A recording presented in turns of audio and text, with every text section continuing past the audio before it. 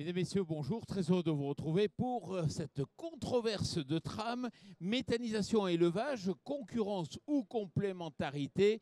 Alors c'est vrai que c'est un format un peu exceptionnel puisque nous sommes ici en direct du Salon de l'Agriculture pour cette émission qui est diffusée sur TV Agri et en partenariat avec Tram. Alors, méthanisation et élevage, concurrence ou complémentarité, ça va être l'occasion d'un débat, je l'espère, animé avec Christophe Léchiréa. Bonjour. Bonsoir Jean-Paul. Alors, vous êtes responsable communication pour Tram. À vos côtés, Jean-Marc Onneau. Bonjour. Bonjour. Éleveur de porc dans le Morbihan, mais bien plus, on aura l'occasion d'en parler, à fond dans la méthanisation, on peut le dire. François Mandet, vous êtes président de la PAD agriculteur et plutôt peut-être un peu réservé sur la méthanisation, mais on en parlera. Et Jean-Marc Renaudat, agriculteur et président de la Chambre d'agriculture du Maine-et-Loire. Et vous allez nous donner un peu de recul sur cette question. Jean-Marc Renaudot, président de la Chambre d'agriculture des Deux-Sèvres. Ah ben alors, je n'ai pas les bonnes fiches. Mais qu'est-ce que c'est cette histoire qui m'a fait ces fiches? Mais ça fait rien, ça ne va pas nous empêcher de faire un débat de qualité. Christophe, au départ, dans les controverses, vous posez toujours le débat et on vous écoute. Merci Jean-Paul. Donc pour poser le débat, aujourd'hui en France, on compte, selon les données de l'ADEME, 1000 sites de méthanisation en cogénération qui produisent de l'énergie renouvelable, 365 sites en injection. Mais je pense qu'il y a un chiffre important à connaître, c'est que 80% des unités sont détenues par des agriculteurs. Donc aujourd'hui, la méthanisation, c'est un moyen pour les agriculteurs d'avoir un revenu complémentaire, de valoriser un nouveau métier. Mais la méthanisation, ça présente aussi pour certaines personnes des craintes des riverains pour les odeurs, des transports particuliers. C'est aussi une crainte peut-être par rapport au contenu des digestats qui sont épandus. Alors aujourd'hui, la méthanisation en France, c'est positif en matière d'énergie renouvelable ou alors c'est une crainte pour les pratiques agricoles actuelles? Merci beaucoup Christophe. Alors, on va démarrer par Jean-Marc Onneau. Vous êtes éleveur de porc dans le Morbihan. Vous avez investi dans la méthanisation. Expliquez-nous. Donc je suis éleveur Centre-Bretagne, 250 truies avec 140 hectares en SAU à côté. Et après une première expérience dans la diversification qui était le compost, déchets verts avec lisier de porc avec des collègues, j'ai lancé une activité de méthanisation en 2010. Alors sous forme de cogénération. Donc cogénération veut dire que l'on produit de l'électricité et à côté on fait de la chaleur. Ayant donc bien démarré et maîtrisé mon exploitation, j'ai décidé d'augmenter en 2013 à 350 kg. On a entre-temps avec des collègues, donc notamment Alain Guillaume, Francis Claude Pierre, monté une association des méthaniseurs bretons. Breton et français plutôt, excusez-moi le lapsus. Et alors ça c'est trop fort. Une association des méthaniseurs français. Excusez-nous. Hein. Et donc cette association nous a permis dans un premier temps d'apprendre, de comprendre et de progresser les uns et les autres au niveau technique.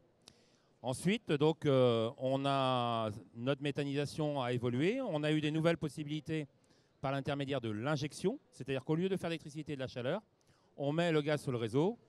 Ces temps-ci, on dit on essaye de mettre Poutine dehors. Donc, par ce gaz que l'on met sur le réseau, eh bien, on va compenser notre balance commerciale. Par tout ce qui est aspect électricité, on va surtout apporter l'électricité dans des zones, on va dire, qui sont loin des zones de production souvent. On va conforter le réseau, on va sécuriser le réseau. On va aussi, en même temps, apporter plein d'externalités au niveau de nos exploitations. On va pouvoir utiliser, comme chez moi, la chaleur pour pouvoir chauffer mes cochons. Dans d'autres types, on va utiliser donc, la chaleur pour pouvoir sécher du foin, sécher de la luzerne. On va pouvoir aussi créer d'autres activités. Et puis, ces autres activités peuvent être des activités comme chez moi, des champignons bio. On a créé 25 emplois en zone rurale, comme d'autres, par exemple, dans l'Est, où Copain qui a, lui, créé une fromagerie, ou comme d'autres vont avoir créé des serres, et donc qui auront créé de la valeur ajoutée au niveau du territoire rural. Jean-Marc, vous êtes un serial entrepreneur, vous créez de l'emploi, vous créez la valeur, vous chauffez vos voisins aussi. Oui, ça a été une des premières démarches, ça a été d'aller les voir pour savoir si ils étaient intéressés pour avoir de la chaleur. Alors ce matin, vous allez rigoler, mais j'ai reçu un SMS d'une de mes voisines pour me demander quand est-ce que j'amenais la facture, parce qu'ils s'aperçoivent que le coût aujourd'hui étant tellement intéressant par rapport à ce qu'ils voient, ils préfèrent payer pour le gaz par ailleurs, voilà. c'est ça, en clair. Et puis par rapport à tout ce qui est fuel.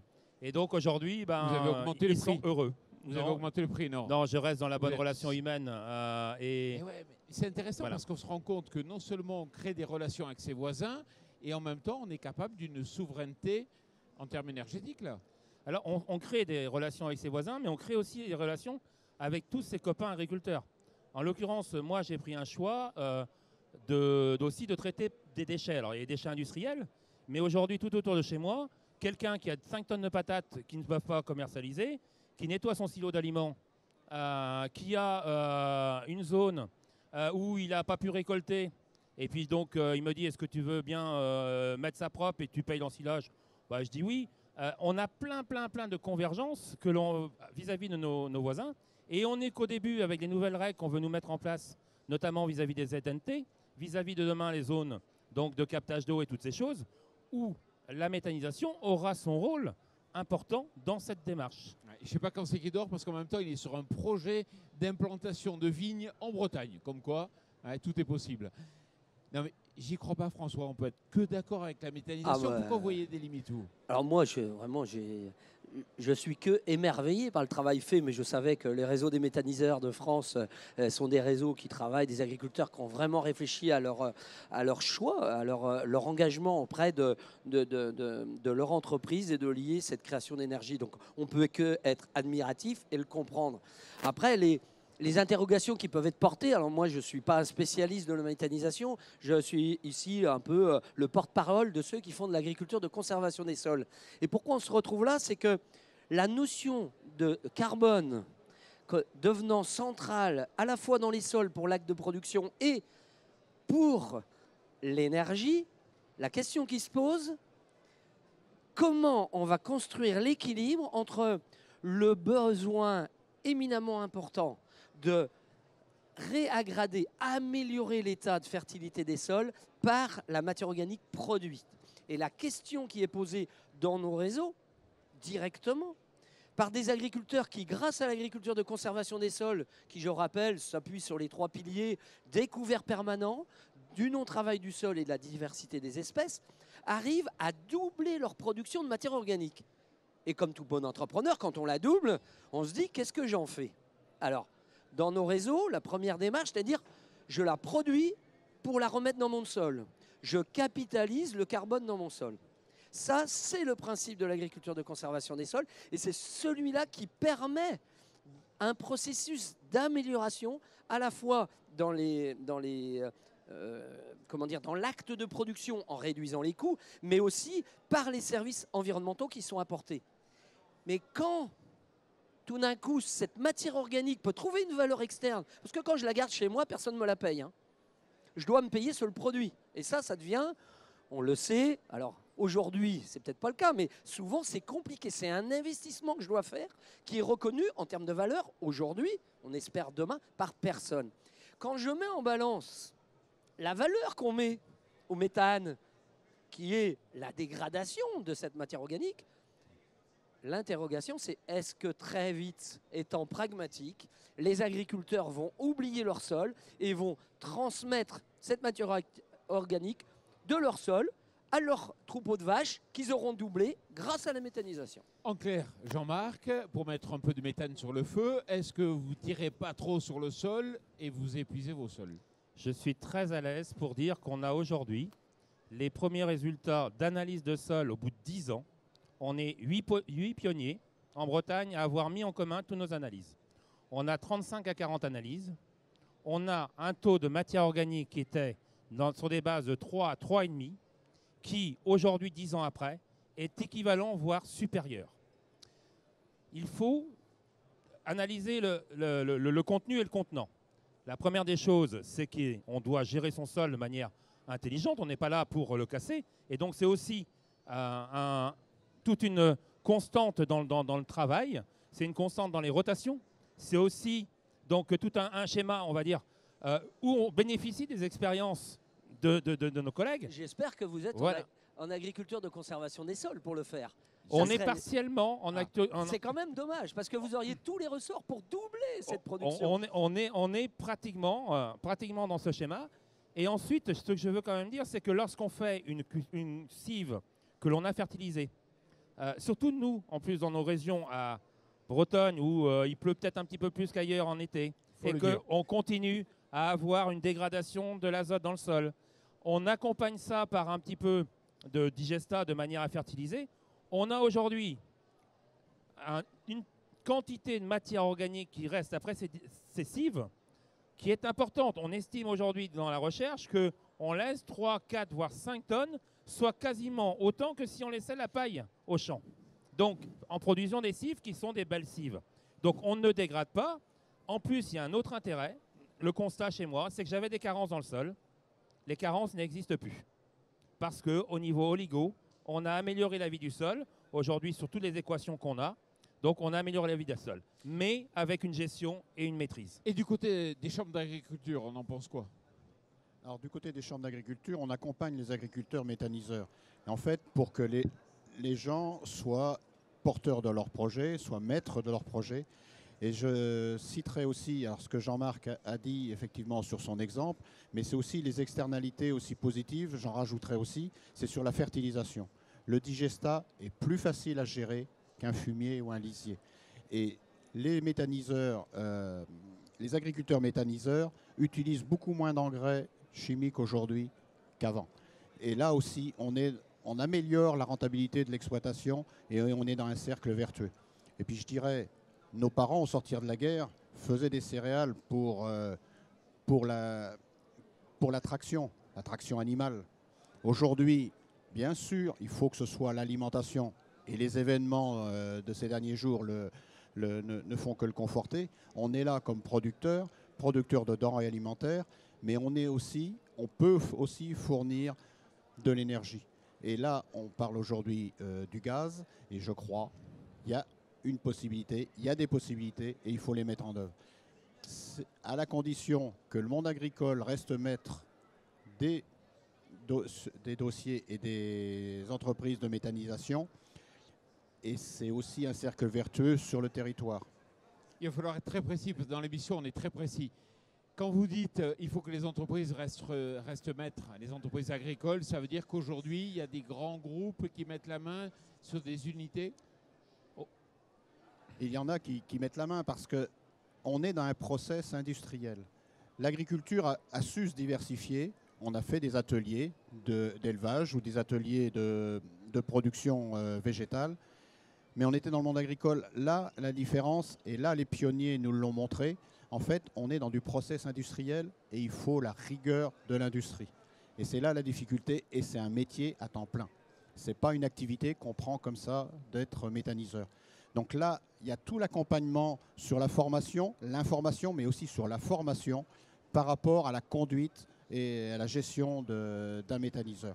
Et ça, c'est très important. Si je peux rebondir, aujourd'hui, on a, par rapport à ce qu'on appelle gaz injecté sur le réseau, biométhane, on avait jusque-là un tarif conventionné qui permettait à chacun de se positionner. On a, dans le futur, avec le nouveau tarif qui vient d'être mis en place, moins 15% à moins 20% du tarif qu'il y avait auparavant, on a surtout une deuxième contrainte, c'est qu'on a un cadre financier annuel qui n'est plus que de 0,8 TWh par an. Ce qui fait que 30 à 40 projets moyens injectants en France. Et le complément, comment il est vu aujourd'hui? Eh ben, il est vu par du prélèvement que fait Total, Engie, sur le consommateur, et c'est eux qui vont gérer le pognon. Expliquez, allez plus loin. On appelle ça des CPB, c'est-à-dire qu'ils vont prélever avec l'accord de l'État, mais l'État donne son accord, mais l'État ne veut pas gérer les prélèvements. Ça veut dire que Total, Engie, par exemple, vont avoir des sommes d'argent prélevées sur le consommateur, et c'est eux qui vont décider de la gestion qu'ils vont en faire, sachant qu'ils sont partie prenante, en ayant investi dans des sites industriels. On voit bien qu'on est vite rendu loin de l'agriculture. Mais pourquoi vous êtes laissé faire comme ça? On ne se laisse pas faire. On m'appelle moi quelque part le grognon à Paris. Ah bon? Bon, mais pourquoi? Parce que je défends que ça reste aux agriculteurs. On est vraiment là à une situation où on a un vrai débat.